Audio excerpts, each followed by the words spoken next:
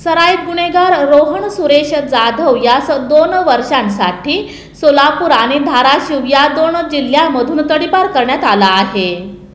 आगामी काळात विविध जाती धर्माचे सण उत्सव मिरवणुका तसंच लोकसभा सार्वत्रिक निवडणुकीच्या अनुषंगाने सोलापूर शहर आणि परिसरात कोणत्याही प्रकारचा अनुचित प्रकार घडू नये म्हणून शहरात कायदा आणि सुव्यवस्था तसंच शांतता अबाधित राहण्याच्या उद्देशाने सोलापूर शहर पोलीस आयुक्तालयाअंतर्गत विजापूर नाका पोलीस स्टेशन हद्दीतील सराईत गुन्हेगार रोहन सुरेश जाधव वय वर्ष 27 राहणार स्वामी विवेकानंद सैफुल यास महाराष्ट्र पोलीस अधिनियम 1951 च्या अन्वये पोलीस उपायुक्त परिमंडळ यांनी तडीपारीचे आदेश पारित केले आहेत। त्यानंतर विजापूर नाका पोलीस स्टेशन कडून त्याला ताब्यात घेऊन सोलापूर शहर व उर्वरित सोलापूर जिल्हा तसंच धाराशिव जिल्ह्यातून 2 वर्षाकरता तडीपार करण्यात आला आहे। त्यास तडीपार केल्यानंतर इंडी तालुका इंडी जिल्हा विजयपूर येथे सोडून देण्यात आला आहे।